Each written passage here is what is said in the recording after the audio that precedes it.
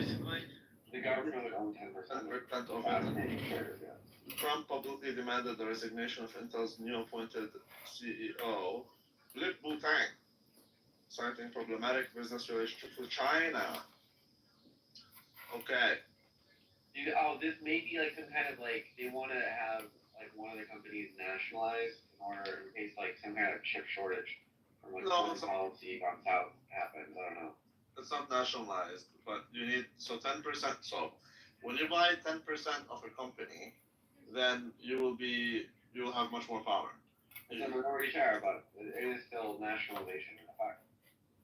Well, it doesn't matter. The bare minimum is 10%. That's fine. As long as you own 10%, then or anything more than that. So Trump took the minimum, which is 10%. If you buy 10%, you have much more power. So they're saying basically Intel has some Chinese shit going on. That's right. And if the U.S. government has 10%, then the U.S. government is on the table. Yeah. I love Georgia Meloni. That's an ass that I would clap. That's right. Sorry? Georgia Meloni was at the Oval Office today. Yeah, I would clap. I would definitely clap. The Meloni Show the truth. So Zelensky today was wearing a suit. Was he really? Was he really? Yeah, Trump called him out and Trump said, there's a guy who's in Portugal who said, you look amazing in this. And Trump said, oh, that's the guy who attacked you last time. And then Zelensky said, I remember. But I can't. We're in the same suit still. I love Zelensky. He's a Jew. That's right. He's killing all the Ukrainians. And he's getting away with it. That is so crazy. Like, the whole war was like just like an extermination of like blonde people. Yeah, they're Christians. No one cares about them. Let's kill them. And yeah, let's get it going. Nothing wrong with that. Let's flood their country with like. You guys are literally complaining about dead people who died in war. You fucking losers. You the loser who got kicked out of the military? Dishonorable discharge? Shit.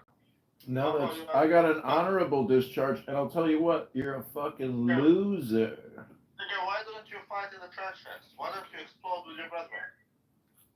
Shit, nigga. Yo, John, fuck Zelensky. You know what? He's a strong Jewish leader who may negotiate peace, unlike you losers who literally come here every day and repeat the same cycle without introducing any new information. That's the definition of being a loser. Kick me. Hurry up and kick me so I can get away from you, please. Kick this nigga.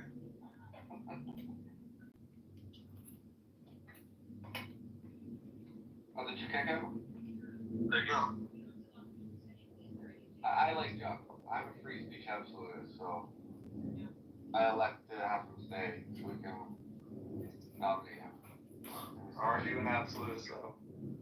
Like, the great talk. Kick him. Should verbal threats be against the law? I'm not gonna kick him, but you gotta kick him. Verbal threats should be against the law, but I think, But you're not an absolutist. wow, I mean, absolutist in ways that don't violate the First Amendment. What? Yeah, like, I don't think you harassing an autistic kid, sending a million people to So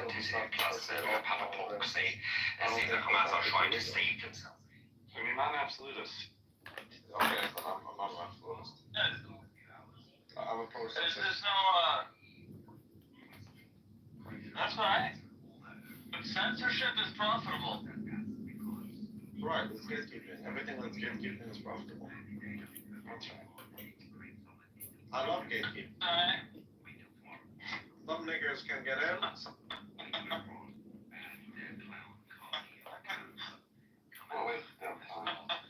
Well, so now we know that the new CEO of Intel, Lip Wu-Tang.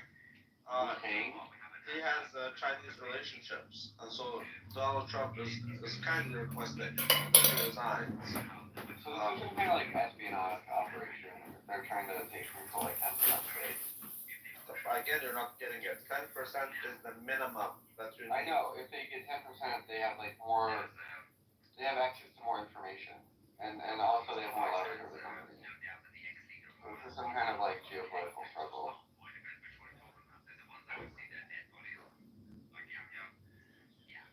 Ah, child. When you own 10% again, at least 10%. Yeah, it's corporate governance. You have more power over what they get. Allahu Akbar. When you own percent of any company again, Yeah, you have more power in the over US, what they get. you become an insider. That's my whole point. You become considered an insider to the SEC rules. Yeah, they file a form. I forget what form it is, but I get it. Stop. So that is fucking moron. You can make decisions on corporate. Like you can. Randy, be nice to be fair. The people that are morons will believe that. Well, you are a moron. Okay. What do you care what morons think about you? Because I don't fix it, but it doesn't affect outcomes. Because is that airplane ticket in trouble? NBA Child. games? No. I'm not gonna go to a basketball game of any. the U.S. There we go. I'd be very. Make sure you wrap it up, bro. Do you understand that the Any U.S. girl that's just like willing to fly down to Florida, that's a weird. Do you understand that the U.S. government Not cannot stable. into the operations of certain companies? I've been talking to a girl for like 2 months. Oh, Wait, a girl from Clubhouse? And she's a sister in Tampa. No, it's not from Clubhouse. why are you guys wasting time talking about dumb shit that ain't nobody cares if Rico's talking That's about? right. No one cares if he's talking or not. No one cares. We're trying to get him lead. No one cares. Yeah. Try to get Yes, yourself. we do. Don't worry about me. I'm doing fine. I mean, no one cares if he's doing fine. We care about are we doing fine? That's right. And please avoid. So the U.S. cannot look, the U.S. government cannot look into private companies and their operations. They don't have the right to do so. That's what I thought. Yeah, I fucking hate people. Because that's what Well, if they do something illegal, yeah. yeah, but No, but buying to get my gun, I can't interrupt. This nigga can't for interrupt. purpose. This nigga can't interrupt. Yeah, you can't shut up. So because they're insiders, now they get to do it legally. Ramble McDickerson. They have actual ability to. Ramble Do what's McDickerson. happening. Careful, Rico, he might kick you. No, he just doesn't want to hear it because he insists on knowing it, but he doesn't know it. Then tell me what you got that I already know. Also becomes a national security asset. That's what I said, dude. You're repeating what I said, bro. He didn't say shit, dude. Oh my god. You'll never. It's fucking ridiculous, dude. It's fucking absurd. It was a retarded nigga. It is absurd. Retarded nigga. And to connect, It's the on next 3.64%. meeting, I believe, come with me. Stumbled upon a room, a brain trust room, a pop-up room by Alan. And I gave my little speech, John, Congressman Kitover was in there and he heard me. So what you'll hear me say in my opening remarks. Oh, you mean like what you already heard, John. But I'll repeat it for the benefit of those that care to listen in here.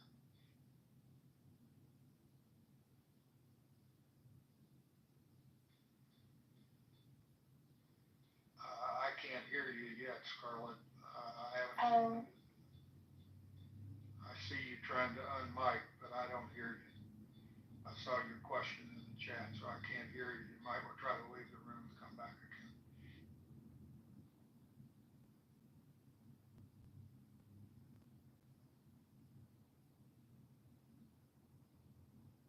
all right, is this any better?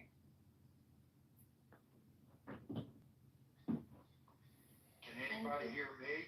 I can hear you both. I'm the one with the audio problem. Okay, well, I'll leave the room and come back. Yes, sir. Hold on. Okay, well, then. He's gonna leave it in the room. Okay, there you go. All right, so Friday, there was a historic meeting between Putin and Trump. there were many people frustrated because when the meeting was over, there was not a lot of information regarding the meeting. It was 4.5 hours long, I believe, and people were frustrated by not having answers. And I think we should have maybe not expected too many answers. Trump only met with Putin, not Zelensky. But tell me what's in the news today, Marshall. Why are people optimistic, even hesitantly In the news optimistic? today, people are I didn't absolutely ask disgusting, you, sir. have no moral fiber I in character. didn't ask you, Marshall. Don't let Branson's room be ruined by jerks, please. It'll be back in a little bit. We're talking about the news.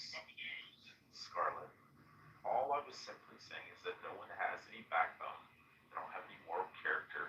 They don't have anything that they stand on. But they sit up and virtue signal, and then they also share mod privileges with a 2-time fucking rapist who took fucking girls who were unsuspecting off Craigslist and brutally raped them. Marshall. And then sex trafficked them like the fucking movie Taken.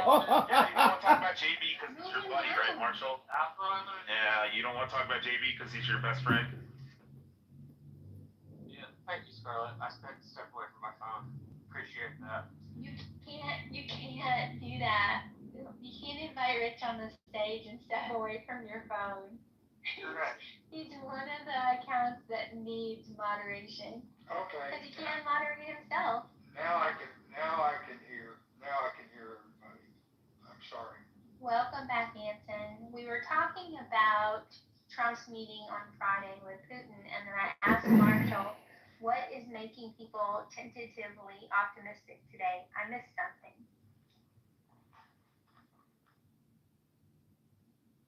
I'll talk about that in my opening remarks, but go ahead, Marshall, if you want to start the conversation now, go ahead. So since we're looking for historical corollaries, I'm searching my mind for times it took times in our history that it took multiple meetings for peace. And I think the Korean War was one such war, if I recall correctly. It took some time to get some peace in. And the banana wars in the early 1920s, where the Marine Corps derived their small wars manual from, I think was a set of wars, if I recall correctly, that had multiple meetings without ending them. And so off the top of my head, those are the two questions I would have in our history would be the Spanish-American War, and how that panned out, and then turning around and looking at the rest of history, one of the questions I would have would be, does the Napoleonic War have a similar issue of peace? Did the American Civil War actually have a similar issue of peace? I know, for example, in the American Civil War, the North and the South each believed the war would last for no longer than 2 years, and it drug on for 5. And so those might be examples in which peace was tried and peace was hard to come to. Since we're looking for historical examples, that's what I can think of off the top of my head. I've got a bunch of history books, so I'll look through those and see if I can find any other examples. What up, Jane? But that's really what's going on. We have this. What? Do you like Anson? He's a talker. I mean, I don't know what to tell you. Like, I don't really dislike anybody on this app. I think everybody plays their little part in a giant cog, and to dislike or like somebody is irrelevant, you know? Yeah. Yeah. I'm just curious. Yeah, this is one giant communication puzzle. And if you don't, you know, that's like saying, I don't like this puzzle piece. You're ugly. This puzzle piece is ugly to me. I will not play with you. I will not play with this puzzle piece. Mine. Don't want to play with this puzzle piece anymore. Putting it away, putting it in the box, putting the box under the bed, dusting off the floor. Get off my property. We'll see you later. Okay, talk to you soon. Bye.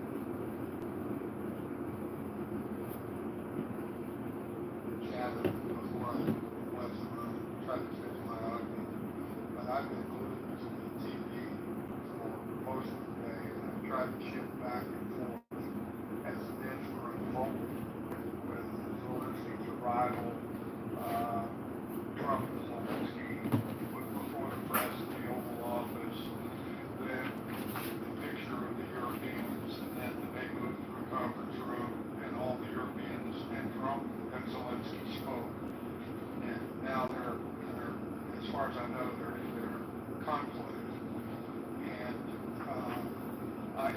I bounced back and forth between CNN and Fox, and I found very interesting, the tone and the emphasis was quite different between the two, as you would expect. But Fox had an absolutely superb map, the best map I've seen on TV of the war to date, and it really showed the nitty-gritty of the current battle lines, what Putin wants, etc. And then I really respect General John King, the Fox commentator. I think he makes a lot of geopolitical sense. And I shifted over to, and he makes remarkable insights, which I'm going to provide to you, because I'm assuming most of you have not been moved to the TV. I then shifted over to CNN, and John Bolton was the commentator. Of course, he can't stand Trump, so he was yakking about Trump once and up these trucks and all that. But his lack of historical geopolitical perspective on events unfolding today was sadly lacking. And then Mike Pompeo popped up on Fox. I think he's one of the best secretaries of state we've had in quite some time. And he made some very strong comments about his distrust of what the roadblocks might still lie ahead in terms of the mayor. I'll set the stage for that in the discussion. And as far as historical context, Marshall, it just popped into my mind. And this is more Trump bullshit to a degree. But there has been a peace treaty between Armenia and Azerbaijan, and that was a 30-year war. And there's been some kind of peace negotiated in Congo. Peace, not armistice. And that was a 35-year. So I think there is certainly global historical events that have taken a long time to achieve peace, and then history was made when they ultimately broke through. And I just wonder if we're on the precipice of such a historical event, not only in the Ukraine war, but in an enhancement of what I like to think of as geostrategic stability around the world, which is a dangerous situation. Again, I'll comment on that. I'm not going to try to preach a sermon or give a military history lesson or a geopolitical lesson, but I'll try to set the stage for that and stimulate discussion by everybody else. If you hang around long enough and listen to what I'm saying.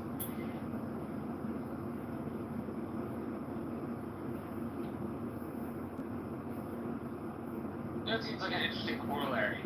Noting the 35 years of fighting both those places, it makes me think of the high Middle Ages, 30 Years' War, after the 100 Years' War. And the Napoleonic War. Yep. And World War II, World War I. And so, yeah, I mean, those were, it took a long time to get there, but when we got there, it broke very fast. Are we seeing a possible breakthrough in recent days? And again, I'll go ahead and open. I've already given an overview, but as I listened to, first of all, Zelensky and Trump, the optics of that meeting was 180 degrees from what happened last week. So there was obvious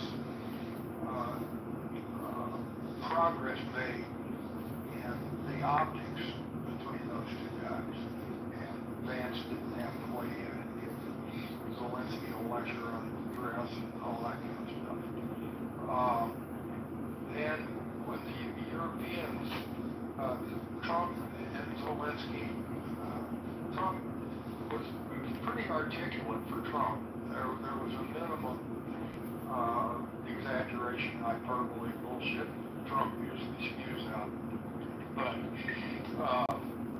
he was pretty, he says, I think we have a chance here. We're not there yet, but I think we have a chance. And the chance, he said, is a continuation of the chances that he evidently observed in his 3-hour meeting. Now, I'm going to also say that when I watched that press conference last Friday, I was ready to throw a shoe at the TV.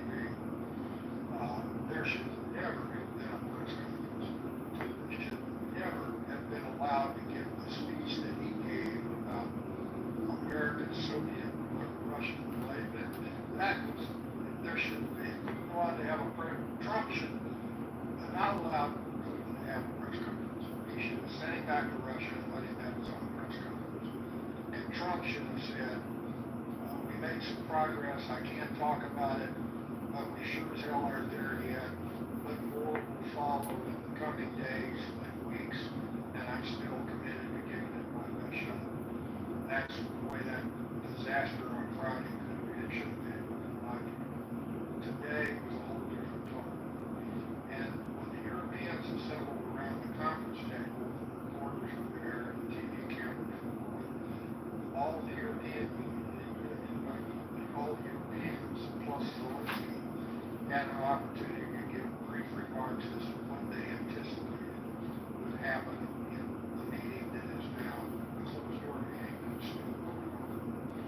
And there was real positive, meaningful unity, I felt, in those brief remarks. We'll have to see what the outcome is.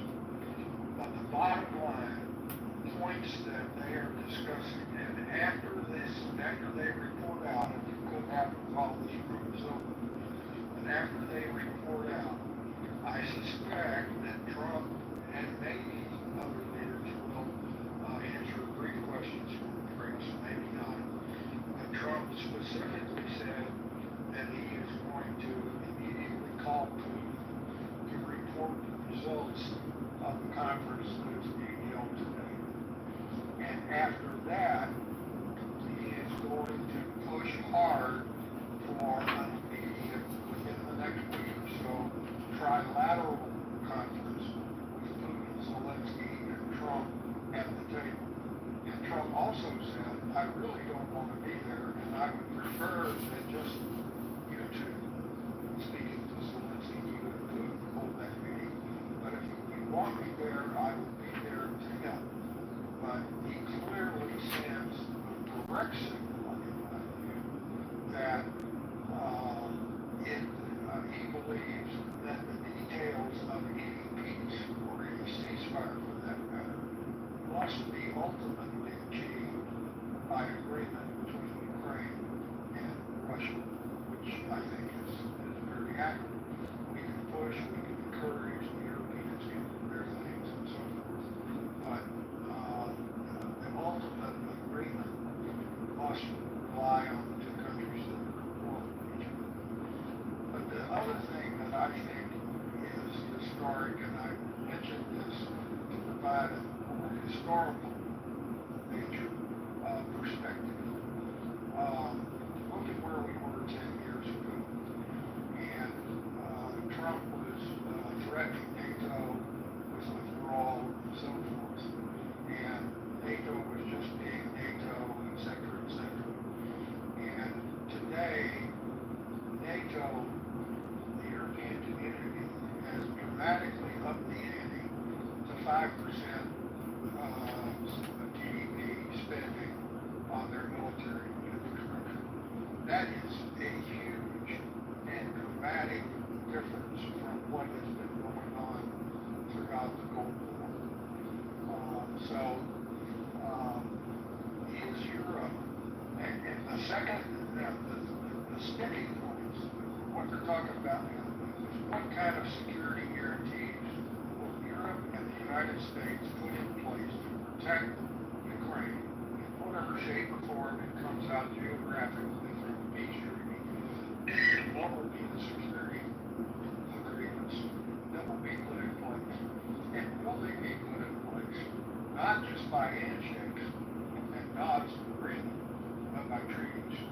not a NATO treaty, not allowing Ukraine to NATO, but having a treaty between Europe, America, and Ukraine in terms of Article 5 like security agreements, including at least European boots on the ground on the whatever battle lines are concluded, whatever territorial agreements are reached between Ukraine and Russia. Will there be European troops on the ground as on a lasting basis, much like we've had American troops in Europe since World War II? And will there be long-term European troops on the ground to prevent Russia from restarting its aggression? If they do that, my God, is that history making?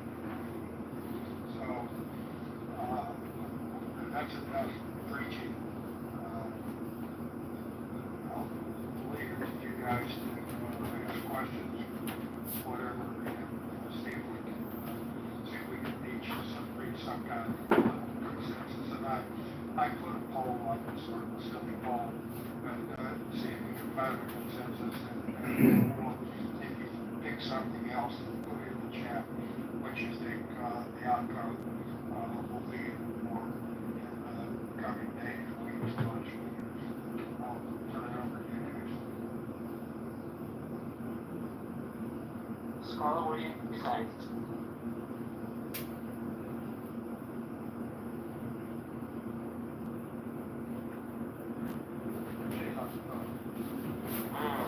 Steve, I know, Steve and I have already had a discussion.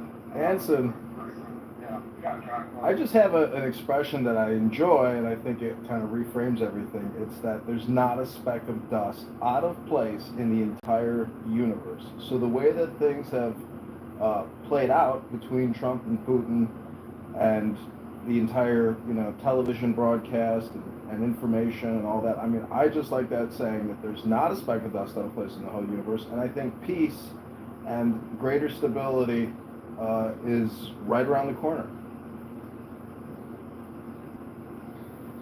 That is my hope and my aspiration, and we can bring China into this as well. But as you also heard me say, Alan, if Europe truly steps up and shoulders a much greater burden than they have, not just in their military spending, but in what I think of as the geopolitical stability in the world.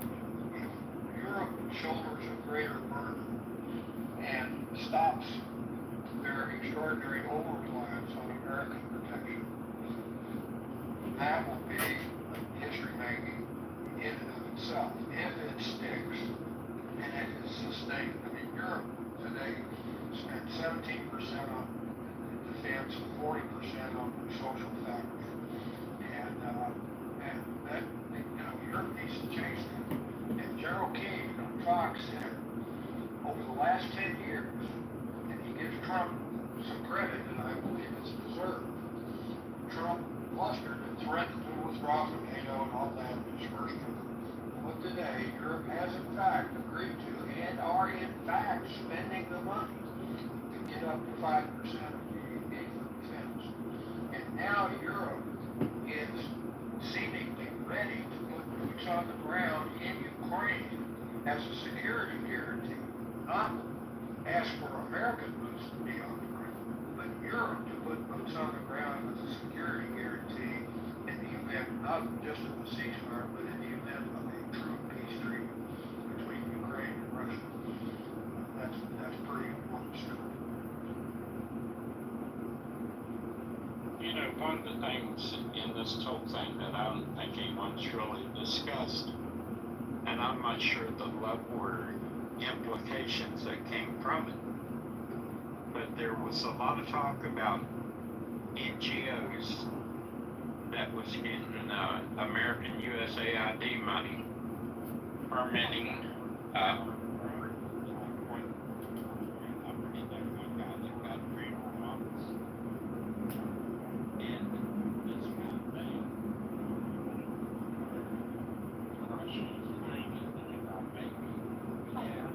parents from in their first day reporters there talking some great projects.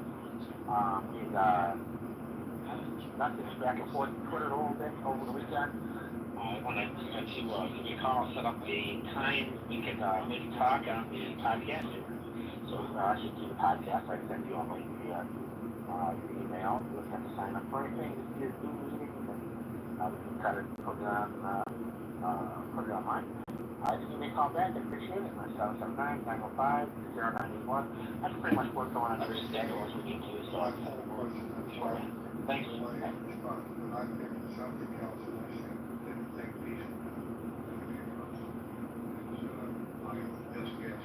And I think peace, not just ceasefire, but there's one left to be negotiated and agreed upon, and a substantial amount has to be agreed upon by Putin and Zelensky, which leads to the question, what leverage, if any, does America and Ukraine have over and Russia today? Is there leverage and can they use it effectively to achieve peace? Well, I think the biggest leverage right now, Anson, in my mind, would be where Putin has been able to keep capital flowing through India and China with the sale of the natural gas and the oil to fund this whole operation and keep the economy from just going totally in the tank. I think right there is probably the biggest lever they have. I had an interesting private room conversation with my friend Tiger, the Chinese advocate in our clubhouse, about that. And of course, he is China's Sino-centric and et cetera. But he's 30 years old, PhD in computer science, Chinese national, works in Silicon Valley, blah, blah, blah. He believes that sanctions have run their course, and there's not much left in the Western engine, the steam in the Western engine from sanctions alone on anybody is not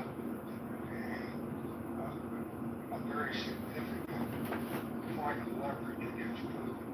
I'm not sure about that, but what else does the West have in terms of real leverage against Putin beyond economic sanctions and moralizing, and I still believe that the threat of the possibility of Western boots on the ground, and that presupposes that Putin holds fast to words. He's not going to get what he's asking for.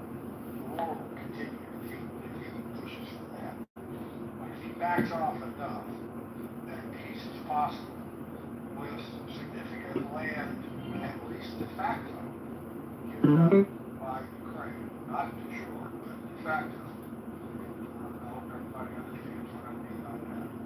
And maybe we'll see a peace treaty.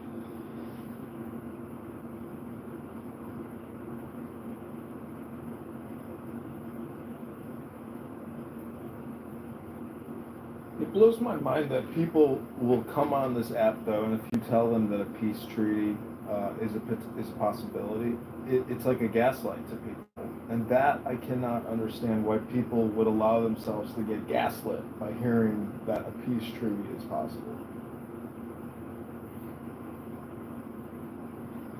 Well, that's because most of the people come on this app with preconceived, very strong, highly partisan, vicious opinions, never to be swayed from saying. So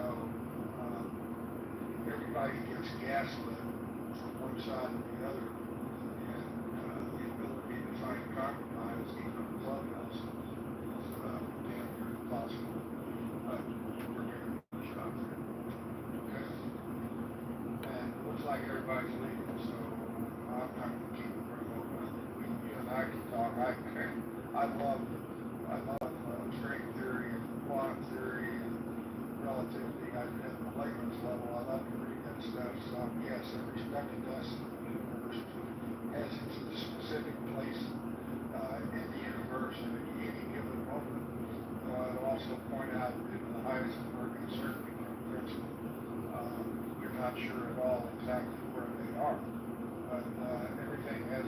place that the universe will still turn regardless of what happens. Yeah, well, I mean, if you look at what the Irish Times is putting out, or what New York Times put out, they say that Trump is Krasnov, and he's an early Soviet espionage victim, and that all of this is Putin blackmail.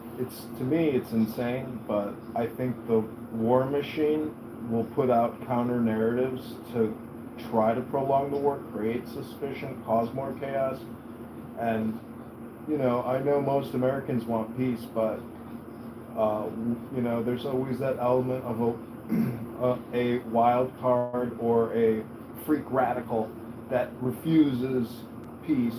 And the videos coming out of Kiev with all of the drone bombings, it's unbelievable. And I like to think they're going to have a peace deal.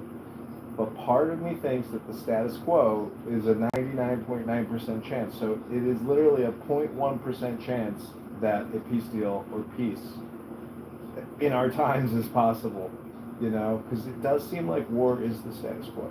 And especially, I don't know, it just seems like the status quo. Well, I think you're generalizing war. War is the way the world has worked ever since humans first walked the earth. They come and they go, but war has always been a means to settle disputes. And we like to, we're trying to figure out ways other than that to do it, but that's getting into deep philosophy beyond specifically what's going to happen today, tomorrow, and the coming days and weeks, and maybe months. There's a chance, we'll wait and see. And it'll be interesting to see how the media handles today after everything closes down in the White House later on this afternoon. I'm going to go ahead and close the room. Go ahead and start on your Hey, Anson, I remember you being very frustrated on Friday that there was so little information after the 4.5 meeting. But today it seems like you're cautiously okay. Am I reading that right? And what changed? You're absolutely reading it right. Because the Trump bombacity said we made great progress, but he didn't give any example whatsoever. So was that just Trump BS, or did they really make progress? Today, it seems, based on what Witkoff has said over the weekend, what Trump said before the press today, that Putin maybe, just maybe, has agreed to meaningful security guarantees for Ukraine to prevent a restart of Russian aggression. He hasn't been specific on that, but he has agreed in principle to allowing the West to provide such security guarantees. If that happens, that is a major, major step forward to achieving peace. We don't know if it's going to happen. And Europe, the assembled people in Europe speaking before the press, before they went private, showed more unity than I've ever seen in such gatherings in terms of European unity, not only in their aspirations of peace. They didn't moralize for peace today. They demonstrated the willingness to put their money and their treasure and their military, as weak as it may be, to put that on the table and join on the boots on the ground and money in the bank to sustain strong. It won't be NATO guarantees, but NATO-like guarantees between individual European nations and Ukraine, and maybe the United States. So with that progress, that glimmer, that opening up of very interesting possibilities, I'm far more optimistic today than I was after watching that disastrous press conference last Friday. say, Scarlett? Yes, sir. All right, I think this has been a great room. All rooms have to last an hour, short and sweet, and we'll make it work too. And more people might be tempted to listen to a 20-minute room than an hour long or 2 hour long room. So thank you for hosting today, and I look forward to your room tomorrow. Okay, great. Okay, I'm gonna go ahead and close the room, guys, and, you guys, take care, and, I'll probably open it back up tomorrow and see what takes place.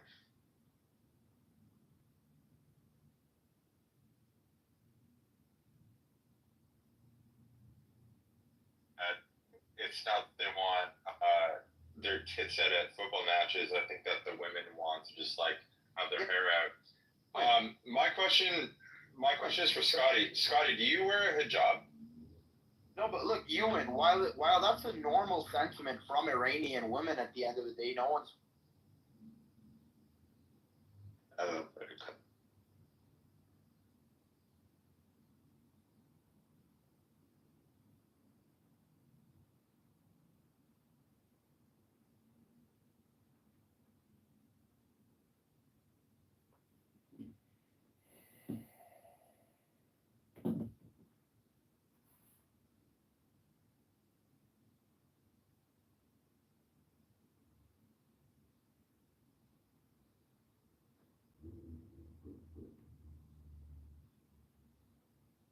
Do you wear? I know that's a weird question to ask. Stupid. If you're gonna troll, at least be funny, man. Oh, You're no. not funny. You're not funny. Oh no. Okay.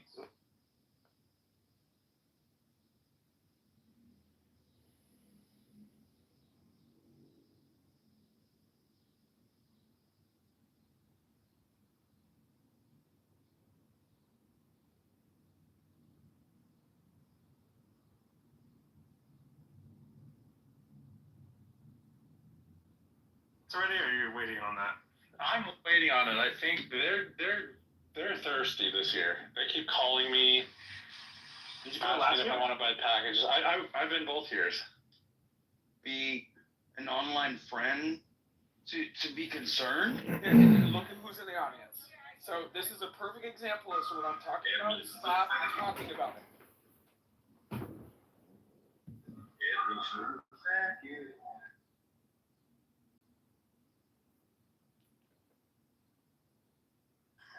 He's raised his hand to speak.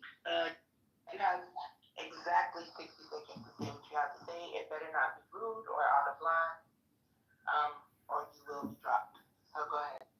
60 seconds. Sure, I'd like to take this 60 seconds by reading a little poem from the Tao Te Ching. No.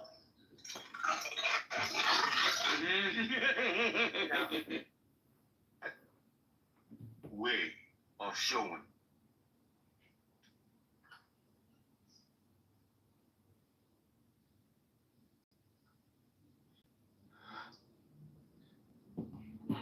What's up, Josh?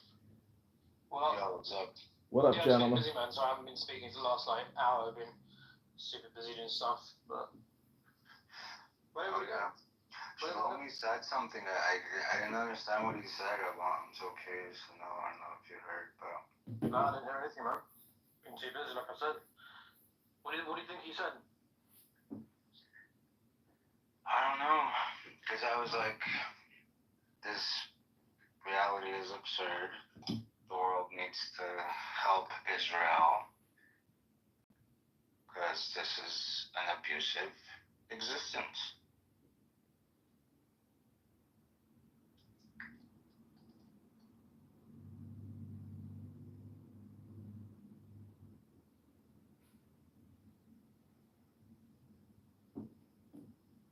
All that, right? Dude, Romney care in Massachusetts was the same thing as Obamacare. It was like the same fucking thing.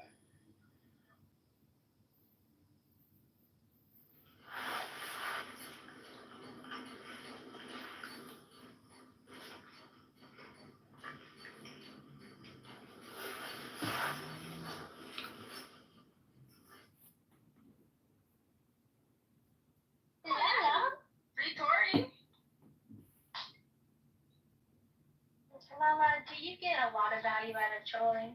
Vane? You're talking about like the consultant? I know John Hancock and predict. Yeah, I said do what works.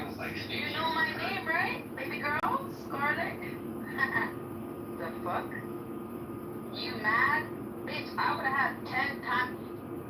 Oh no, my finger slipped. I am so clumsy. Why you gonna be so rude?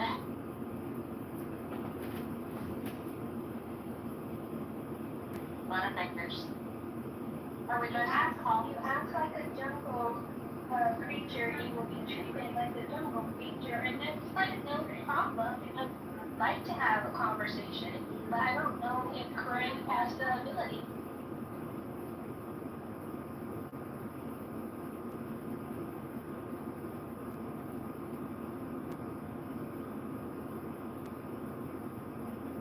How would you name it?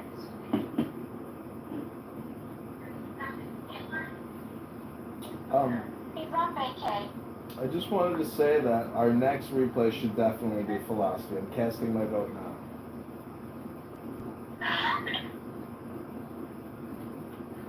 John, we should also talk about something.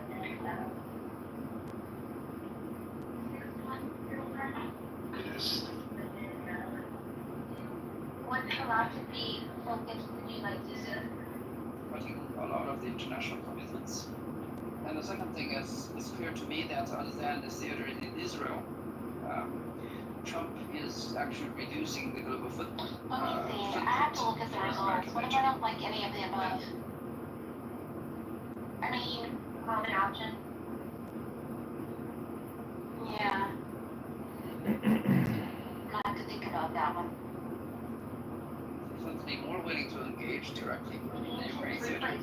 It's not very backed by evidence, right? The second possibility, which is the only other one left, is that they have made a tacit agreement with the Russians that linguistically they can offer a guarantee, which Putin is willing to say that I will not violate in the short term. And having that assurance, Trump is relaying that message to the European counterparts and maybe making a gesture of the so-called security guarantee. And I think that's more credible because actually, if you're looking at the unilateral actions by the Russians, it's not clear to me they even have the appetite to actually further engage Ukraine and taking over not even the eastern part of the Dnipro River. It's not clear to me that they're so interested to the Kharkiv and Sumy region, even if they could, or the right bank of the Kherson region, right? They could try to do all of it, they have not done so. Even though they have some incursions, they have not engaged in full-scale invasion of those regions. So what's likely is that there is a raw principle of the regions that Russia gets to keep a lot of the territories, with the possibility that the security guarantee even would involve Russian troops, which is another way of saying they are trying to guarantee the neutrality of Ukraine as a condition of the halting of hostility from the Russian side. So that might be what's happening, though it's unclear to me that I think Zelensky got what he wants in terms of the dignity of having made some concessions from Trump so that he's more gracefully accepting a ceasefire, even at a loss strategically. So that's a possibility. But I think another very important thing to ask is, do Europeans actually know what they're doing, right? Do they want to position themselves in a moral position and continue to support the Ukrainians to maintain their sovereignty and territorial integrity, which, as I've said, I don't think they have a very good moral standing, or they're just, without a sense of They don't have a very good moral standing, Tiger. I don't understand that. I'm sure you recognize. Yeah, I guess They're concerned as well as your recognize is that this sets a precedent for their nation. If we allow, as a world community, Russia to invade Ukraine, then potentially it sets a precedent that we're going to allow Russia to enter their sovereignty and take portions. Okay, wait, let me finish asking the question. So how can you suggest that they don't really have a moral standing on all of this? Because they're pushing the same standing that applied to them as does now apply to Ukraine from their view. The reason I said they don't have a moral standing is that we have seen recently events in the past that they are interpreted by many other countries, probably not in the West, but most of the global South countries as hypocrites, right? And that's not going to change, even though this is. Give me one example so folks understand what you're talking about. Well, for example, their invasion of countries in the Western African continent, right? Their involvement in Israel, actually, they're shipping of arms to enable the Israelis. Whether you like it or not, right? From the global South point of view, in China, for example, what nation in Europe has recently invaded any other country? On this very subject, geopolitics. How long ago was that? We're doing the right thing. That's just a few years Letting Europe stand up to Russia. So here's the thing, right? As I said, letting Israel stand up to the Middle East as we should. Turning our attention to our only serious rival, potential adversary, but not really. I don't think. I mean, Other nations that are not. Are you saying that other nations that are not Western nations, other nations will be considered to Europe as hypocritical, that there's not hypocrisy in their governments? Well, it doesn't matter, but what I'm saying is, you could say, why doesn't it matter? Why doesn't it matter? Let me explain. You could say that countries like China do not have a moral standing to accuse other people, which, China never positions itself to be the righteous country. China is one country, right? But what's funny is that China doesn't speak out about human rights violations in other nations. Well, as a response, that's not the position of China, right? That's different. You gotta wait your turn, sir. What was like without interruption? Because I said I was going to address all of this. And in many ways, I think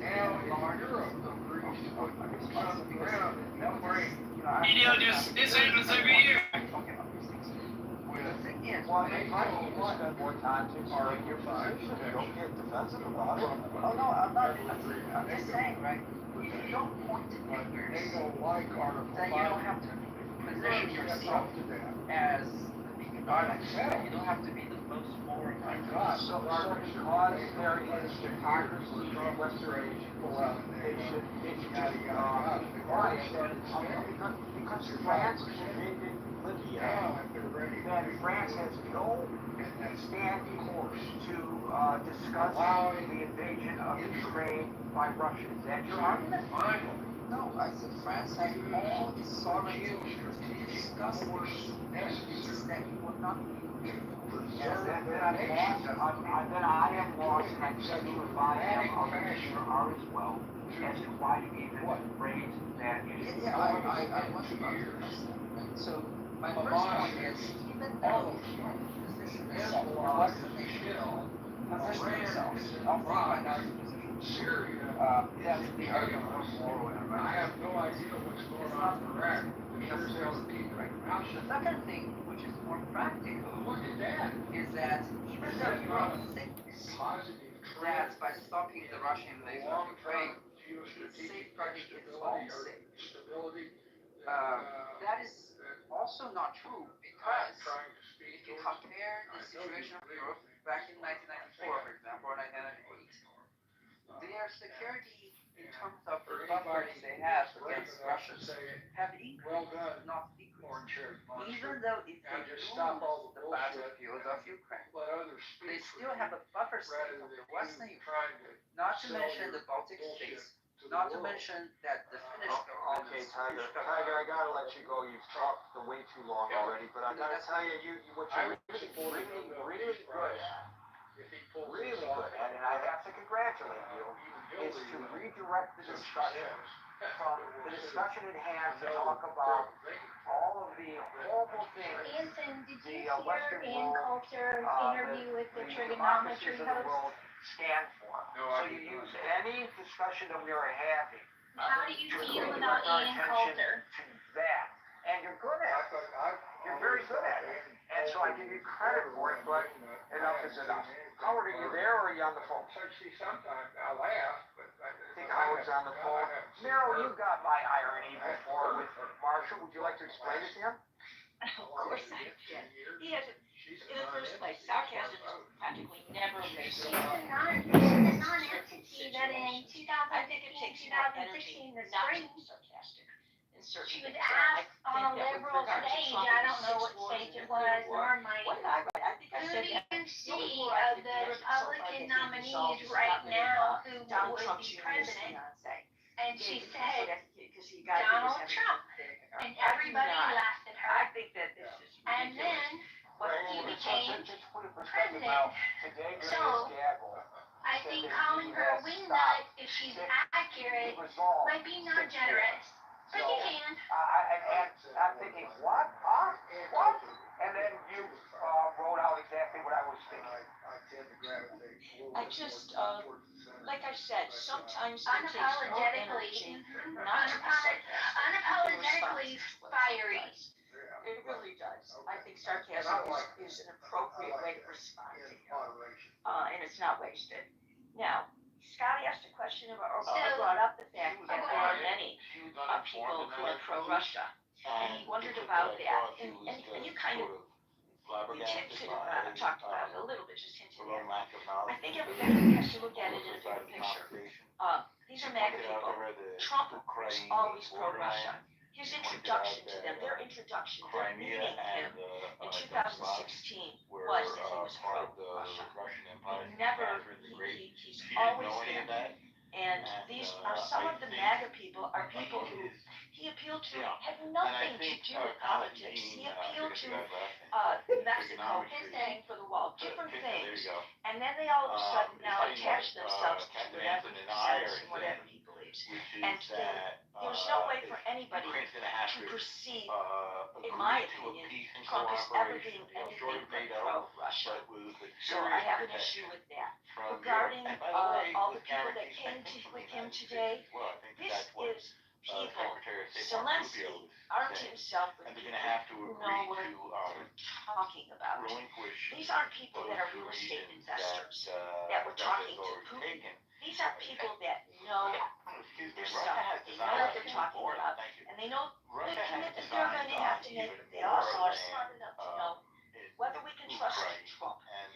So Trump, what he did with Putin the other day, that is not. If anybody thinks that giving him that hero's moment when he is a war criminal, Do you that think did that not. they're gonna make it, That's do you think that Putin number laughing one, at him. Ukraine That's would just agree, a laugh. and It really is. number two, I don't Russia know would what settle for? Doing that with, I think it's honestly a terrible idea for Russia to keep everything that they've captured thus far. And I If thought they've got all those natural to top it resources. off, Even the land that he public. took He also during gave a gift. Obama's presidency. But he also putting, he had his own vehicles there. Putin did. Why in the world would Trump put him in?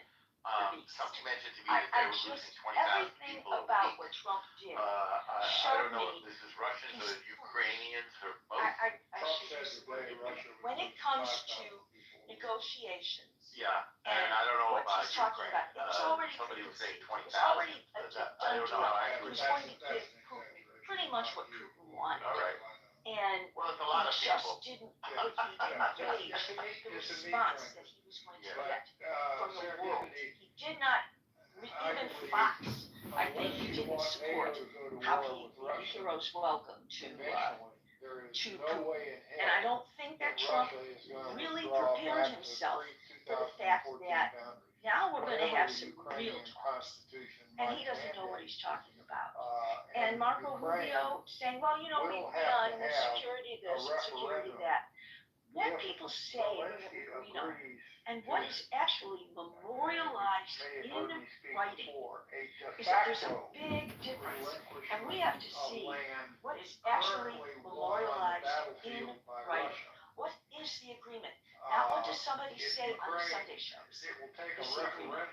What is the agreement that is memorialized? I cannot stress that enough. That is a legal binding agreement. Now, do we ever trust Trump to do something like he has said he's going to do? I'm not sure on this one. I want to see this one, how this one lays out. I also think that Putin will wait 3 years and take a chance on who's going to be the president in 3 years. So I just, this whole thing, I'm holding my breath. I think it is so horrible. But I'm glad that Zelensky came. I didn't even care about the suit. He made a real good point when he said, I promised everybody I wouldn't wear a suit until the war was over, until my people weren't fighting the war. I have no problem. So he wore a suit, but he brought people with him, people who knew they needed to go, because they knew, they saw the direction Trump was going. And they want to make sure that Trump understands there are people in this world who know what they're talking about, and Trump doesn't. I'm sorry. Thank you. I was thinking, I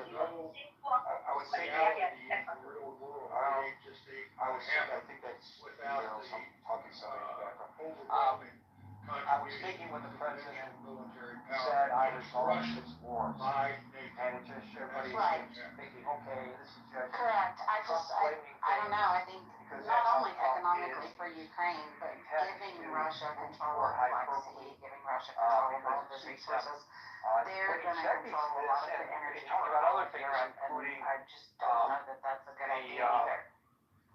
National Guard troops in Washington, and how in 2 days crime has ended in Washington because of him. He speaks with a degree of seriousness, and I don't know whether that's an act or whether he really believes this. It's interesting to try to analyze that. But can you imagine if the previous president of the United States sat in the Oval Office with world leaders and declared, I resolved 6 wars? Well, people were going crazy that, once again, Joe Biden, he's losing more marbles. It's just unbelievable that this guy can say it, and nobody's losing his marbles. Maybe he isn't. And maybe Biden did, or maybe Biden didn't lose some of his marbles along the way. I don't know. But the way, again, you're having real trouble restraining yourself. I don't understand why, but you have to wait until we get to you. And if you keep interrupting, we'll remove you from the stage. These are the rules. I just find that really interesting. How we treat our respect or our response to this president when he makes these phone calls. Remember, he said on 3 different occasions publicly he was going to Russia to meet with Putin when it was election. And we all say, well, he just misspoke himself, which we all do. But Biden, he never would have said that. Thank you, Merrill, and we'll now go to Even though they lost this war, they can win the peace. Hi, Gary. Hi, Marshall. Want to know Merrill? Gary, how are you today? I am good, but I'm getting better. How do you hold it? Thank you very much. Is a person now Putin? I think that the more pressure is on President Zelensky as a patriot, giving up land for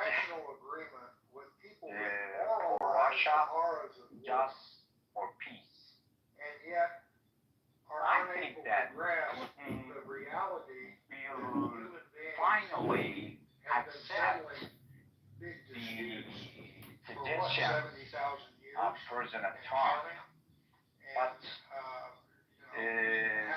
something think here how do you achieve very shocked me that geostrategic stability? why President Trump clapped in Alaska for We can Putin. go out on a limb and say that I think that we have not had a when you war since when you are presenting land to Russia, there is no need to clap says for something Putin. about geostrategic stability. There is no need to clap for Putin with as a dictator. organizations such as NATO, despite You know, all the ups Putin, and downs and arguments and all that.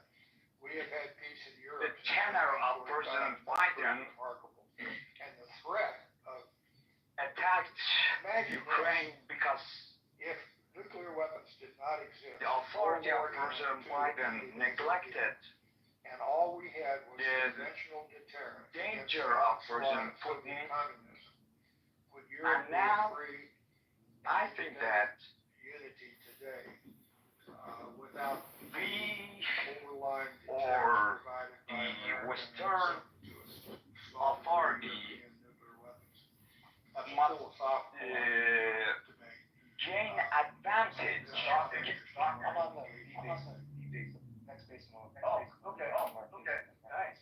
Nice. Hey, David, So you got a hot mic, brother. you will see at this timestamp, whatever it is, Yes. when we end this room. Must gain it's more a replay advantages, from more earlier. It was privileges. short and sweet, about a 30-minute room. From We President covered the Putin. highlights and our When hopes you for are a positive presenting outcome. 1/5 I know Friday, territorial Norm, you integrity were of kind of annoyed and irritated too Ukraine to by Russia. the lack of information coming out of the Gary, 4.5-hour I'm meeting. at Are you the- for more the finale, helpful I'm today, so or the same amount sorry of that I irritated cannot and annoyed, speak or what? fluently and accurately Because because you're doing very well. You're doing very well. Don't worry about it. Certain I can speak for him. because He's like, despite I'm he finally got the only one Iranian which fulfilled the 2 times 100% English language test in university in the entrance exam, but in the period of jail,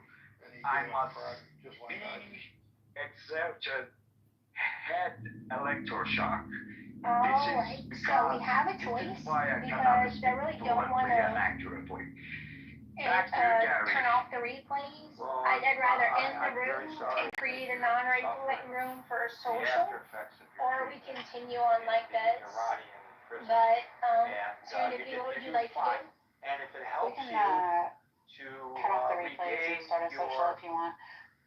skills, Well, I was gonna say speaking start a new English, room. you're Yeah, more than so welcome keep the to come replay. up to the stage Yeah, keep the and replay express and yourself start it. That's what I anytime. meant. We all understand your I just saw situation. here too and we that, all did were you able see to that, understand you. So don't worry about it. Zelensky dismissed the plans To from your the point between about the Trump and Putin? applause and the Warning red them. carpet, I'll just point out that when the head of NATO, heads of 3 European nations, in addition to the head of Ukraine, also a European nation, came to the White House. I heard him complaining Built about a it photo op before. with the red Okay, carpet maybe it's an old article. outside It just popped up. the White House, and the President of the United States walking out and applauding Mr. Zelensky as he walked up the red carpet. So it's not just by happenstance that we saw what we saw in Alaska, and that's why I reject the previous observation, which others may agree with and not agree with me, and that's fine, that that's meaningless. I don't think it's meaningless at all. It sends a message to the world, and the world is watching. Thank you. I would like your feedback on the Ann Coulter interview with trigonometry. I don't think Norm was there Europe in has his, got a history with the Russian Empire. After World War II, with Stalin and the USSR, Russia didn't come in. You know what? Romaran's the owners, not any other pointers, the owners are very corrupt. Like they very. Europe understands that, but at the same time, they were kind of lazy as hell, right? And You know, after World War II, they talked about her. the U.S. was providing all the security umbrella, and so Mr. Trump rightly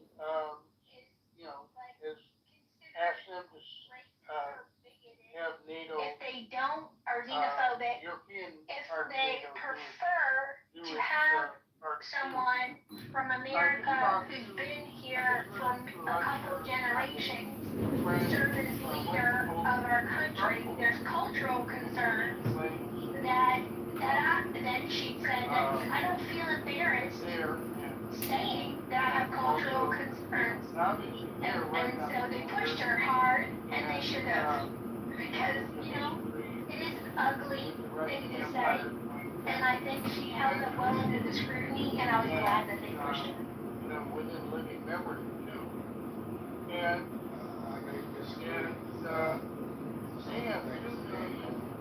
Ukrainian refugees, at the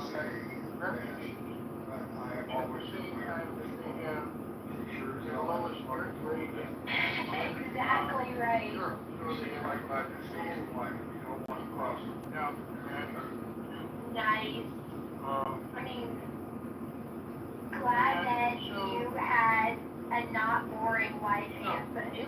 I think you were probably well matched. Allowed people in well matched. Oh no. Hey Matt, how are you? How are you? New account or same account? Blessed and highly favored.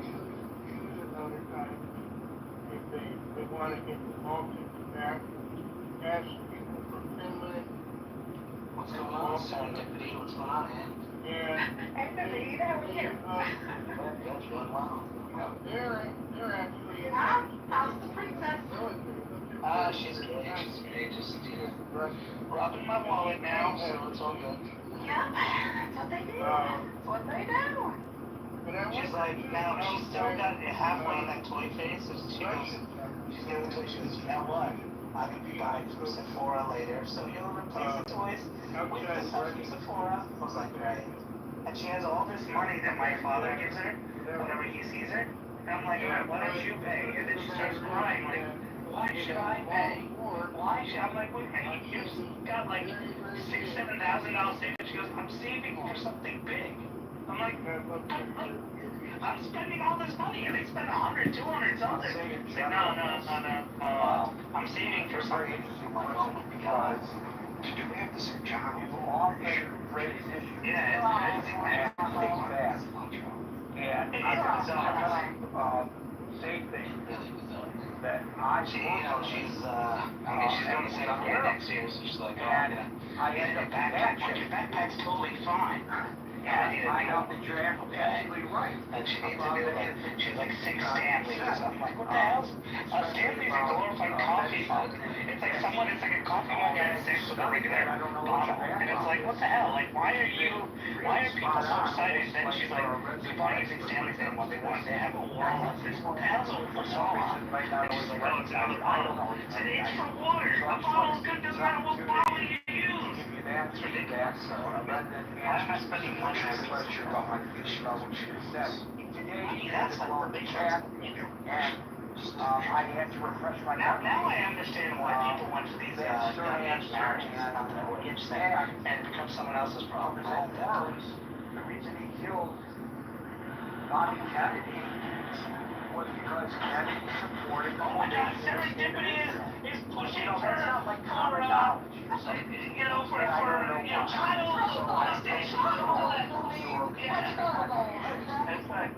I mean, can you believe it? And in the chat, just like the folks. And with that, we are now at 5:07. Nash, if you're listening, serendipity, content will at the top of the hour, which is now, I guess, going to after time, so that everyone on the stage gets an opportunity to speak. And we now move along to Frank. All right. Good night, everybody. It's midnight over here in Germany. Kitover is my stuff. Of course. Naveen, I'm wondering if I can convince you to donate to the campaign to elect John Kitover. I've partnered with Ann today. We're going to unite her walkaway movement with the campaign to elect John. Naveen, are you interested in making a donation to the campaign today? John, what are you running for? The 16th District in Illinois for Congress against Darren LaHood, a rhino vaccinologist super debt creator. Wait, I heard that Adams is going for the Hood. Correct. Dr. Adams is a treacherous femboy on this app, and he has joined with the LaHood campaign to fight me. But we are going to defeat both of those dragons. Who's the Republican? Darren LaHood, and I'm running as a Republican against Darren in the primary. We need your petition signature financial support now. Primary guy John. That's the right name. Okay. Interesting. Yeah. Sure. Is it a just be direct with me? Is it a red, like, by supporting you, or supporting any Republican, is it a district that can be won, or is it like something that's always been blue, but we're hoping to flip it? No, it's always been red, but it could be flipped by a Democrat. You never really know, but this guy, Darren, has $12 million in the bank. We've got $520 from Clubhouse.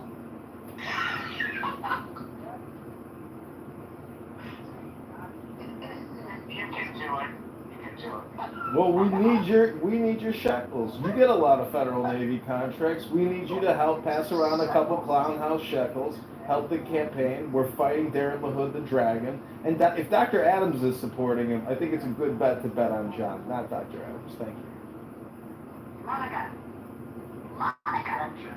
And dissuaded Russia from taking territory from Ukraine. Of course not. I think the latter. No, she stepped away from her phone. Yeah, I know that's an academic question, but it's not worth considering. Like, you're gonna let this revolution, everybody's gonna be having a grand time, talking, sharing about if you dare to go there in the law. Well, we pushed them, we, the world community, including the United States, put them in that position because we convinced them to give up their nuclear arsenal in exchange for a guarantee that they would not be invaded. And then they were invaded once, and now they're invaded a second time, and there are people who are saying, well, too bad, it's a fait accompli, and we should be giving him arms to protect himself, etc., etc., etc. To me, this is kind of like, I don't know who you're talking about. Alice in the Looking Glass, right? It's like, by what measure does this make any sense?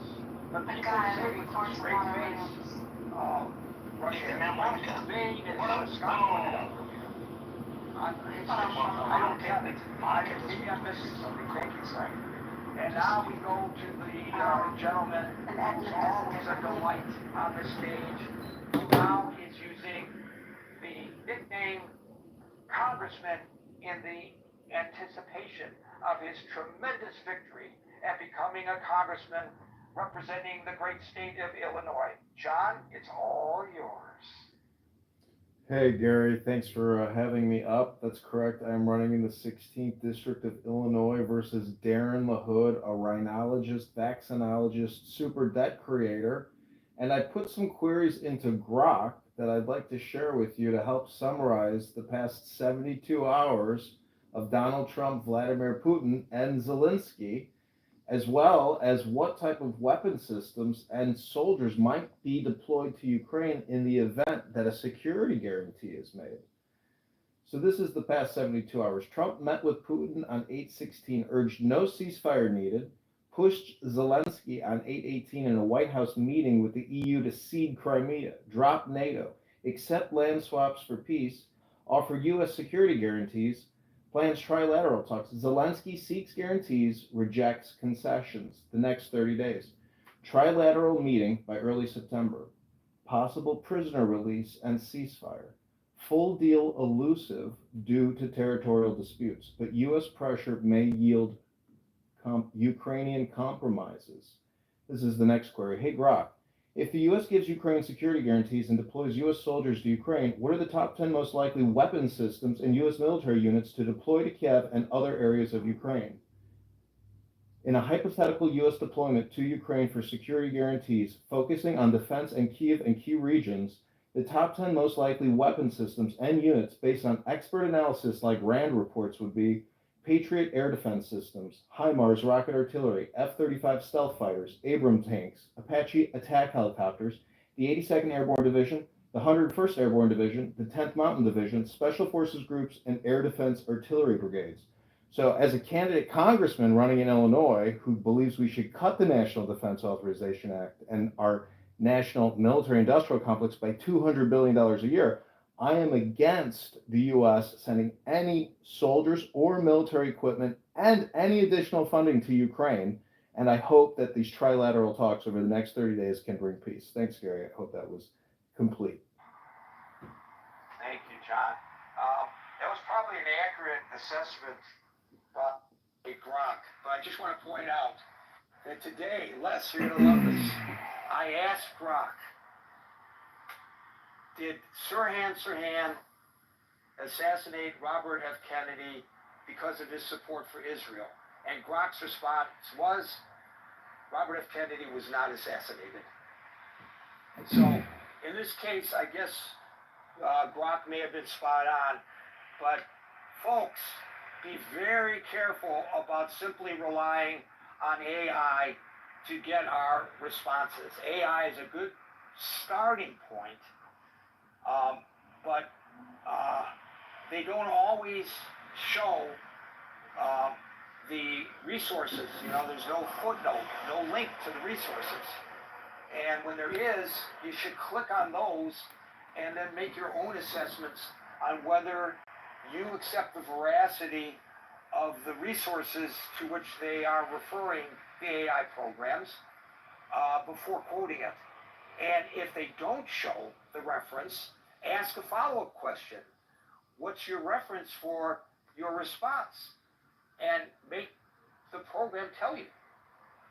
Because it's really, really dangerous to just accept it at face value. In this case, listening carefully to what John was saying, I think it was pretty accurate. David, TJN, Daniel, and Howard will get the last word. Hey, Gary, I'm not sure if it matters either, but Sirhan was also an Orthodox Christian Palestinian. Yeah, he was a Christian Palestinian, yeah. So, I don't know if you know that either. Yeah, I think the first summit with Putin in Alaska, Gary, clearly highlighted the driver's seat that Putin finds himself in. And, you know, the more time that he's bought from Trump with regard to the fact that they didn't even really arrive at anything. It was an ops campaign by Putin. We let Putin back into the sunlight of Western nations, validating his position as the premier leader of Russia and everything he's done in Ukraine. So we sort of have given him that win, and his Russian media has lapped this up, and far from painting him as the pariah, he's seen more as a national hero now than ever. If the media is to be believed over there. So he's got the wind in his sails. Zelensky's on the ropes. You know, if this was a prize fight, we'd have to come up with something quick for Zelensky. Putin's always, Gary, as you know, even he championed this manifesto that he wrote in the run-up to his invasion of Ukraine, where he basically sees Ukraine as a Russian asset, part of the Russian Empire, going back centuries. He sees Ukraine as well as the other Baltic nations, I think, as well, that fall under the NATO umbrella. So the fact that he's buying time, he's really seeing, I think he has his sights on the whole country, not just these border disputes or these areas that he wants in the negotiations. So I think if we look at his writings and his intent, he's not going to stop until he gobbles up every last piece of that country. And I think he wants to get Zelensky out of the way. I think the longer Zelensky languishes with this war unresolved, his popularity may dwindle where he may be replaced. Who knows? Which would be bad for the country, because I think he's fought valiantly given the resources that we've provided and the heroic effort that his country has waged against creation. But the other thing I want to bring up, Gary, and I've heard it argued that if Trump isn't further sanctioning Putin in a way that would cause real pain to his country, and clearly this has not been a free ride for Putin at all, irrespective of the military economy that his country's enjoyed. There's a loss of manpower, the million plus victims of this war, plus the injuries. But it's argued that Trump's finance crypto company, led by Steve Witkoff's son Zach Witkoff and his son Eric, World Liberty Finance, is being used as a shell to receive compensation from dictators, world leaders, and the like. And some have argued that Trump is being bought off via crypto, where he's able to leverage the influence of the White House. And it's very difficult to prove because we can't trace the money. We can't trace the transactions. And so it's very difficult to see who's buying influence and at what level with Trump and at what cost. We know that his fortunes have been enriched to the tune of about $2.4 billion with this crypto scheme that has been set up. And so is he being bought? Is he being bought by Putin, and at what level? What else explains the level of cajoling and fun, creating this meetup with Putin as some sort of reunion of sorts between two great powers, fully ignoring the press, the cacophony of press questions that were being leveled at him and Putin regarding when is the killing going to stop? And of course, they might have thrown in there, when are you going to return the orphans, the lost, the children, as you alluded to in your opening salvo. So anyway, Putin's got a lot going for him with this war so far. Trump is not helping the Ukrainian cause. I think giving this summit with the European leaders and Zelensky, while it looks more serious than the first go around, where he was basically embarrassed in the White House by Vance and Trump with the questions that they threw at him. We'll see. I think if anything, the glove's got to come off economically with the sanctions, and we'll see where that goes. I'll land there. Thank you, David. We'll next go to TJN, and I'll preface it by thanking you for your patience and adherence to the rules. You're up, TJN. Thank you very much, Gary. Thank you for giving me the floor. Well, where do we start? Okay, we start with the visit at Anchorage. Well, I find it quite ironic that Trump invited Putin in the former Russian territory, which was hilarious. And it was quite badass from the United States to give Putin the awesome show of force of the United States Air Force. That was cool. It's quite customary to welcome world leaders like that. I think it's something which Trump copied from the Saudi Arabians. They've been welcoming Putin and leaders from the United States exclusively in such a manner. And the military parade the United States tried to do wasn't the best, to be honest. But in terms of trying to get its prestige back in that regard, the air show of the P-2 bombers and the F-35s, I gave 5 out of 5. Well done. In terms of the whole, there should be concessions and stuff like that, that's not really going to happen. But I don't understand why is it a bad thing for Trump to have good relations with its partner, its neighbor, Russia? Because I think from my point of view, from the Global South point of view, isn't it a good thing to have superpowers, to have dialogue and talk instead of touching each other's toes? Because the less we touch each other's toes, the more cooperation, peace and harmony and actual economic growth of all respective countries involved would be net positive than actually touching each other's toes. So we actually in the Cold War, therefore they have committed crime. They've articulated it. They have a reasonable cause to ask me for my ID that I have to produce. I have a choice because I possibly committed a crime. They just can't randomly go to strangers and go, "Need your ID?" And she made a lot of money from the book too. And the book wasn't the total. I think it was complete Did somebody say Toira? Oh God. Toira. We're gonna teach us some Toira?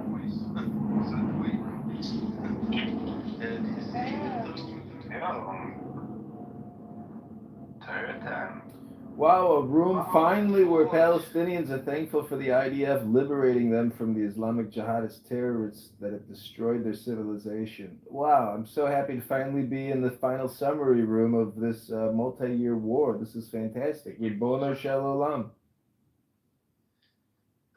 Yeah, look at the video yourself. Baruch Hashem. I'm a sheikh in the IDF. You're a sheikh? Yep, and I'm in the IDF. Nice. B'nai Aliyah.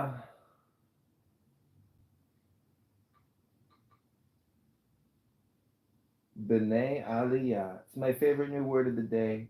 B'nai Aliyah. What does it mean?